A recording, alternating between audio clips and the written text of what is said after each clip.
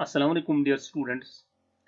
In this first lecture regarding G20, I will discuss some basic concepts regarding G20 with you. So, some of the basic concepts, the main concepts are what is G20? G20 क्या होता है? What are the countries? Which countries take part in G20? G20 summit होता क्या है? G20 summit India जो India में सितंबर 2023 को होने जा रहा है, तो what is that? And what are the main agendas in G20 in India? These are some basic concepts. ये concepts, इस concepts के बारे में आज मैं इस वीडियो में आपको बताने जा रहा हूँ। तो सबसे पहले देखिए G20.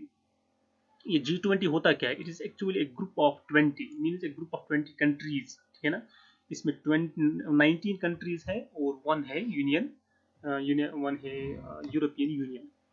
तो ये एक फॉर्म है, एक्चुअली एक फोरम है जो इंटरनेशनल लेवल पे इकोनॉमिक को देखती है, इकोनॉमिक्स की क्राइसिस को देखती है, इकोनॉमिक्स इक़्तिसादियत को बहाल करने के लिए ये एक फॉर्म बनाई गई है।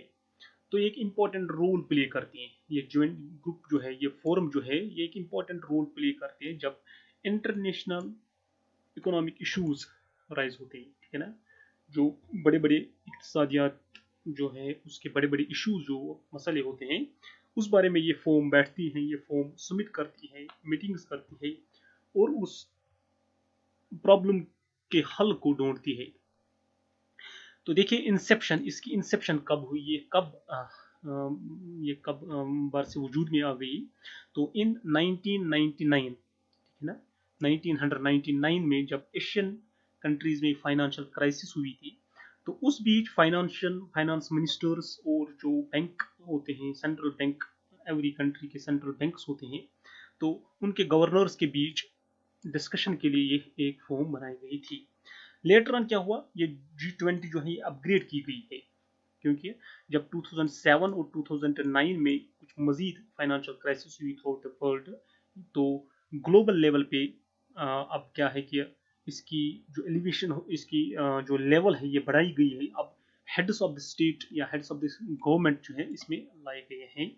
तो अब ये फॉर्म क्या काम करती है? ये फॉर्म ये काम करती है कि ये जो इंटरनेशनल इकोनॉमिक्स होती है उसमें इंटरनेशनल लेवल पे ये एक कॉपरेशन आपस में रखते हैं कि हम किसी भी मुल्क में अगर कभी भी कोई इक्तिसादी बहरानी हालत सूरत पेश आई, तो उस समय में हम उसको उस इक्तिसादी बहरान से निकालें, उस बारे में ये हर साल समिट्स, हर साल मीटिंग्स करते रहते हैं।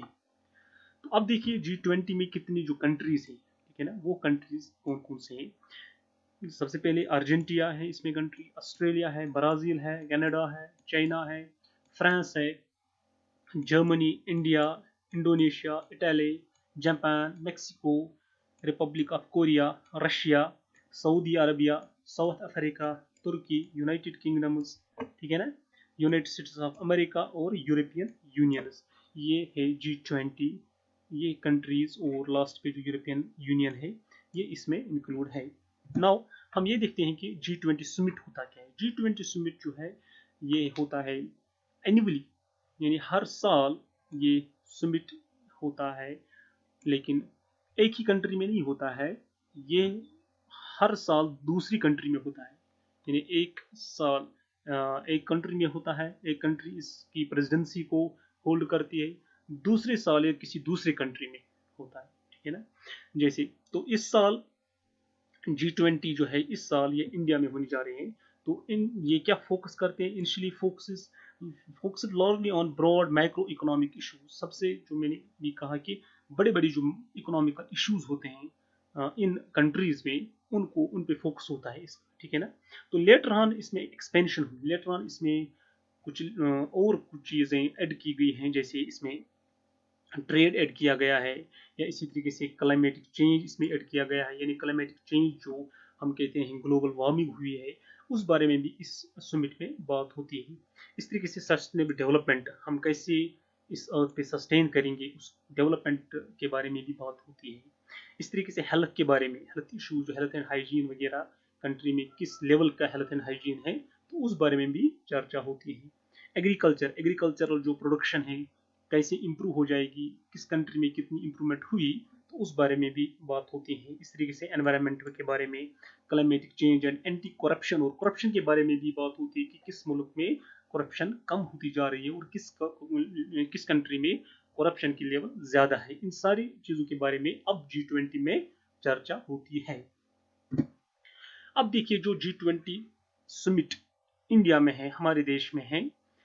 Now G20 summit in India, जो आज हम यहाँ पे प्रोग्राम्स कर रहे हैं, जो G20 समिट इंडिया में है, इंडिया ने इसकी प्रेसिडेंसी ली है 1 दिसंबर 2022 को फ्रॉम इंडोनेशिया। यानी इससे पहले जो G20 का समिट था वो इंडोनेशिया में, और नेक्स्ट ईयर जो इंडिया अब देने जा रहा है ब्राजील को, ठीक है ना।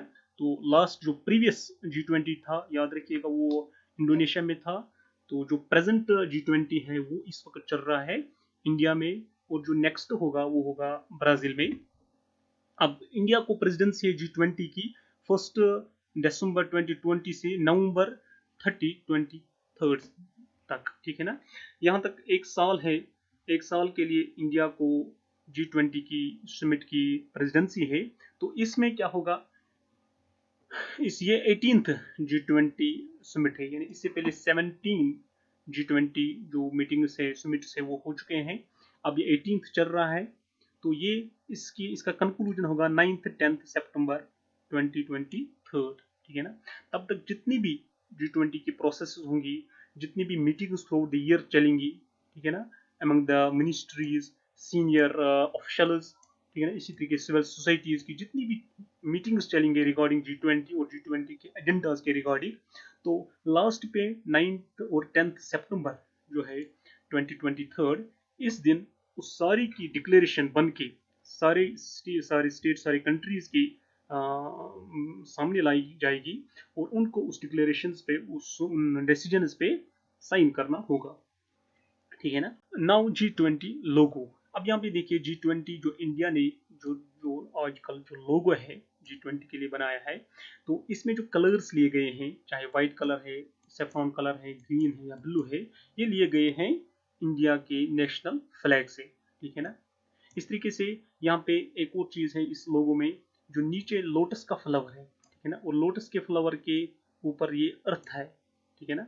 तो इसमें ये दिख रहा है कि इंडिया जो है ये प्रो प्लेनेट अप्रोच है इनका, ठीक है ना। प्रो प्लेनेट अप्रोच मीन्स ये अपने प्लेनेट, अपने अर्थ के रिगार्डिंग बहुत ही अच्छा असुर रखते हैं, ठीक है ना। अर्थ के रिगार्डिंग, अर्थ का जो क्लाइमेट है, बाकी जो क्लाइमेटिक कंडीशन है, उनको ठीक करने के लिए इंडिया जो है बहुत ही अच्छा कर रहा है, ठीक है ना।